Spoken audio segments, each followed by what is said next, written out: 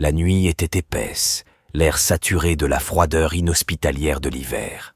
Les ombres semblaient s'étendre plus loin que d'habitude, comme si elles dansaient avec une intention sinistre sous la lueur pâle de la lune. Le vent gémissait, portant avec lui le murmure des esprits perdus.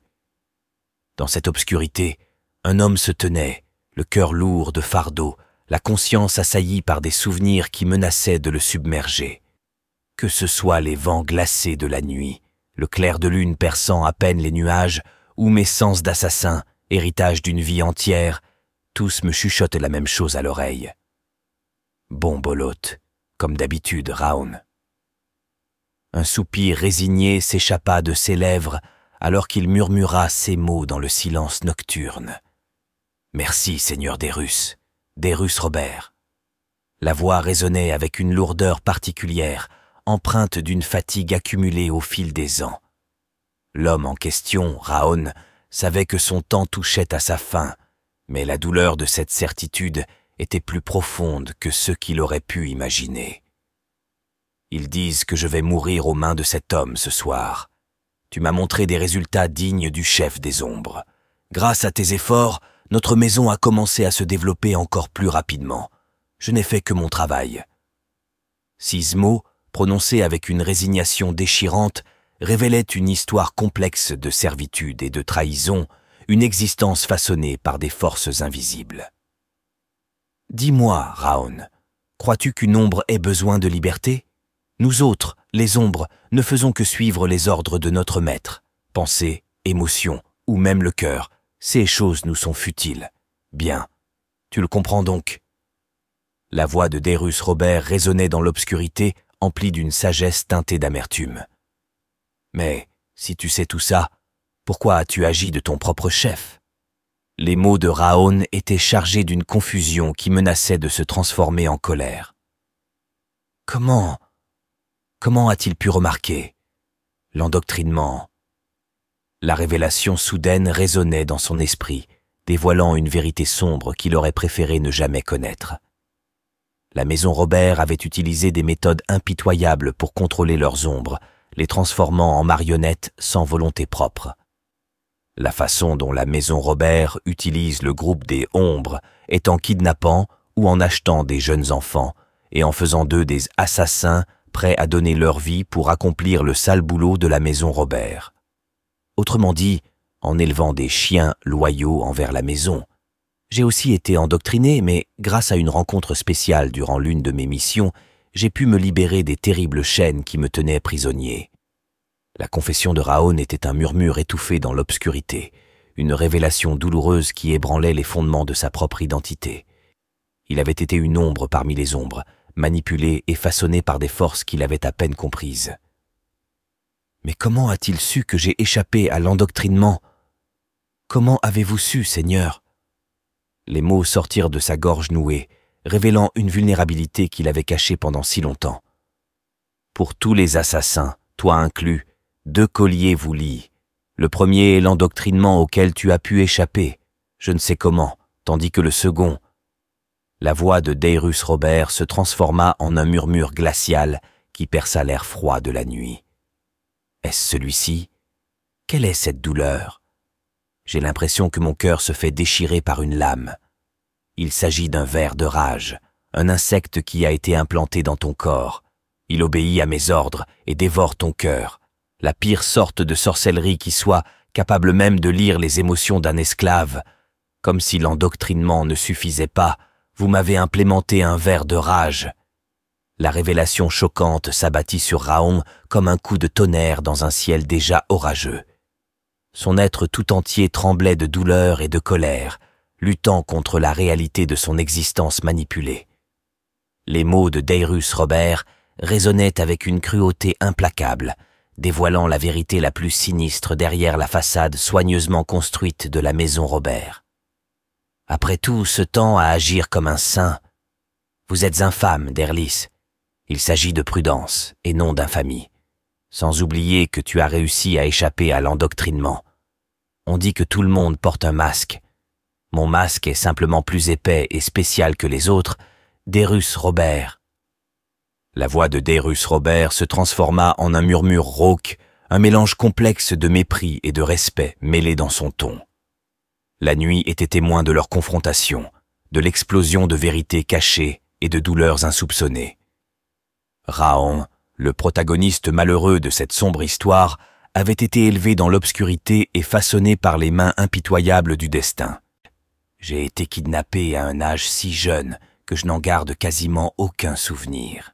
Je fus ensuite élevé en tant que chien de chasse et assassin de la maison Robert. Même lorsque je suis passé à la tête des ombres, j'ai vécu sans même un cœur ni d'émotion. Mais par d'heureuses circonstances, j'ai fini par apprendre une technique de cultivation appelée « anneau de feu ». Et cette technique, prouvant qu'elle était la capacité spéciale du meilleur épéiste du continent par le passé, m'a permis de me libérer de l'endoctrinement. J'ai cru pouvoir enfin échapper aux ombres et rêver de liberté. J'avais enfin trouvé un peu d'espoir. Les mots de Rahon tremblaient d'une intensité émotionnelle qui menaçait de le submerger complètement.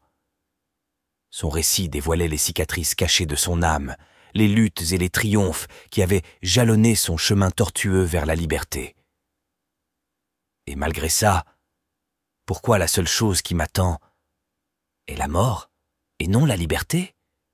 Quel péché ai-je commis? Pourquoi dois-je tirer ma révérence d'une manière aussi insignifiante? Fais chier. Ça ne peut pas se finir comme ça. La rage éclatait à travers ses paroles, révélant une détermination féroce qui refusait de s'éteindre, même dans l'obscurité la plus profonde. Si je vais mourir ici dans tous les Kia, comment peux-tu encore tenir debout dans cet état? Si c'est tout ce qui m'attend, je vais prendre son bras, ou au moins lui infliger une blessure avant de mourir. Ah, je ne mourrai pas de manière aussi pathétique. La détermination dans sa voix était tangible, vibrante d'une volonté farouche de se battre jusqu'au dernier souffle. Dans l'obscurité de cette nuit sinistre, l'histoire de Rahon continuait de se dérouler, imprégnée d'une complexité émotionnelle et de rebondissements imprévisibles, alors qu'il se préparait à affronter son destin avec une bravoure qui défiait l'obscurité même qui menaçait de l'engloutir. Alors que le récit s'intensifiait, les destins entrelacés de Rahon et de Darius Robert semblaient se poursuivre dans un ballet sinistre de vengeance et de destinée.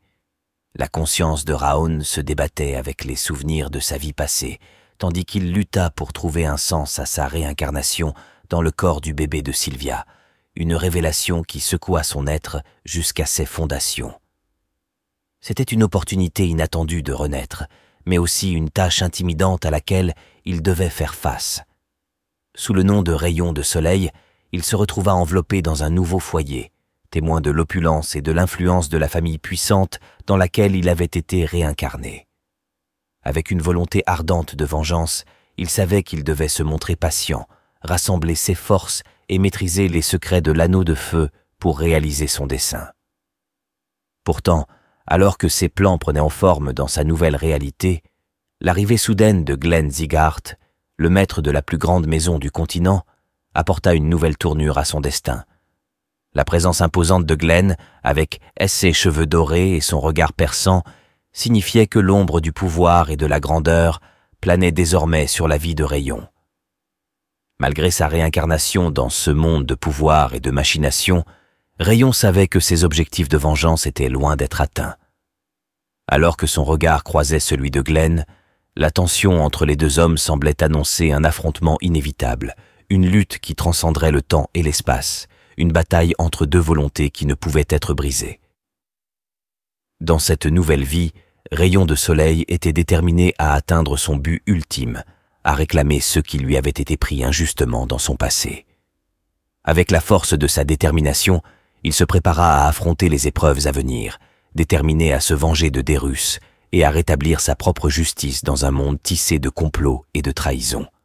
Alors que les ténèbres menaçaient de s'abattre une fois de plus sur son existence, Rayon se promit de briller comme un soleil éclatant, déchirant l'obscurité de sa vie passée et écrivant son propre destin dans les étoiles du destin. La route devant lui était semée d'embûches, mais avec la flamme de la vengeance brûlant dans son cœur, Rayon de Soleil était prêt à faire face à tout ce que le destin lui réservait. Voulez-vous le tenir? Un destin plutôt sombre. À partir d'aujourd'hui, Le nom de ce garçon est Raon. Comme ton nom le veut, vis tranquillement et existe tranquillement, comme une ombre, comme si tu n'étais pas là. Après avoir traversé la vie et la mort, j'ai retrouvé mon nom. Ils devraient tous être endormis maintenant. Ça fait 100 jours que j'attends et j'ai enfin une opportunité. Avec mon corps, je m'endormais sans rien pouvoir y faire et à chaque réveil, c'est Sylvia qui était à côté de moi. En plus, je ne pouvais pas contrôler mon mana ou quoi que ce soit d'autre. À moins, c'est une bonne chose que je puisse enfin dormir seul dans le berceau.